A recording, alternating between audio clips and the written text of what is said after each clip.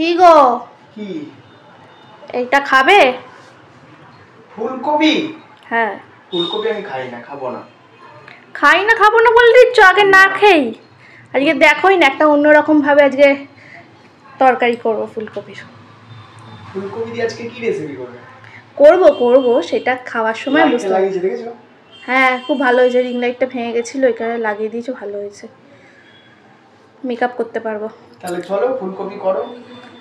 ঠিক আছে, তাহলে আজকের রেসিপি হলো ফুলকপি। ঠিক আছে, আমি করে আনছি। আজ বানাবো ফুলকপির রোস্ট। এই শনি মঙ্গলবার করে বাড়িতে নিরামিষ হওয়ার কারণে একই নিরামিষ তরকারি খেতে আর ভালো লাগে না, তাই ভাবলাম আজকে একটুখানি ফুলকপির রোস্ট বানাই। তার জন্য নিয়ে নিয়েছি একটা বড় ফুলকপি। ফুলকপিগুলোকে ছোট ছোট করে কেটে নেব। ফুলকপির ডাঁটাগুলোও কেটে বাদ দিয়ে দেব। ফুলকপিগুলোকে একদম ছোট ছোট করে কাটবো। এখন যেহেতু নতুন ফুলকপি, তাই ফুলকপিগুলোকে ভালো করে ধুয়ে সেদ্ধ করতে হবে।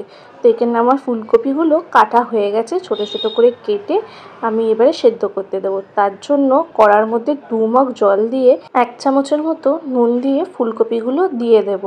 ফুলকপিগুলো দিয়ে কিছুক্ষণ সেদ্ধ করতে দেব। ফুলকপিগুলো ততক্ষণ সেদ্ধ হোক, আর এইদিকে আমি মশলাগুলো বানিয়ে নিই। এখানে আমি আদা নিয়ে নিয়েছি, আদার খোসাগুলো ছাড়িয়ে কুচি কুচি করে কেটে নিচ্ছি। এখানে আমার 1 চামচের মতো আদা বাটা দরকার, তাই আমি সেই পরিমাণ মতো আদা নিয়ে নিয়েছি। এরপরে আমি নেব হাফ টমেটো। এখানে আমার কপিটি একটু কম, তাই আমি হাফ টমেটো নিয়ে টমেটোর পেস্ট বানিয়ে নিয়েছি। এরপর বানাবো আর একটা পেস্ট। তার জন্য কিছুটা পোস্ত আর চালমগজ নিয়ে ভালো করে পেস্ট করে নিয়েছি। আর ফোড়ন দেওয়ার জন্য নিয়ে নিয়েছি 2টো শুকনো লঙ্কা, গোটা গরম মশলা, একটা তেজপাতা আর 5 ফোড়ন। এখানে আমার মশলাগুলো রেডি করতে করতে ফুলকপিগুলোও সেদ্ধ হয়ে গেছে। এবারে আমি কড়া থেকে ফুলকপিগুলো নামিয়ে ছেঁকে নেব। ফুলকপি থেকে সব জলটা বার করে নিয়ে একটা প্লেটের মধ্যে রেখে তার মধ্যে হলুদ গুঁড়ো 1 চামচ মতো আর লঙ্কার গুঁড়ো যতটা ঝাল লাগবে সেই অনুযায়ী নিয়ে নিয়েছি। আর নিয়ে নিয়েছি 1 চামচ মতো নুন। এবারে এই 3টে জিনিস ফুলকপির মধ্যে ভালো করে মিক্স করে নেব, যাতে ফুলকপির গায়ে মশলাগুলো ভালো করে লেগে যায়। তারপরে ওই কড়ার মধ্যেই তেল দিয়ে দেব। তেল দিয়ে ফুলকপিগুলো এক একটা করে ছেড়ে দেব। যতক্ষণ না ফুলকপিগুলো লাল লাল করে ভাজা হয়ে যায় ততক্ষণ ফুলকপি ভাজতে দেবো, আর মাঝে মাঝে নাড়তে থাকবো যাতে পুড়ে না যায়।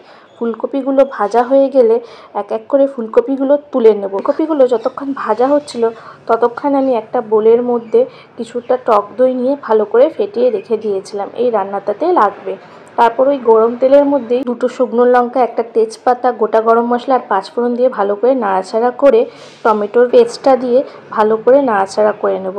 তারপর বেটে রাখা আদাটা দিয়ে দেব। তারপর কিছুক্ষণ নাড়াচাড়া করার পরে দিয়ে দেবো এখানে 1 চামচ মতো হলুদ গুঁড়ো, 2 চামচ মতো শুকনো লঙ্কার গুঁড়ো, 1 চামচ মতো জিরে গুঁড়ো আর 1 চামচ মতো ধনে গুঁড়ো। আর কিছুটা ঝাল হওয়ার জন্য দিয়ে দিয়েছি কিছুটা গোলমরিচ গুঁড়ো, আর দিয়ে দেবো স্বাদ মতো নুন।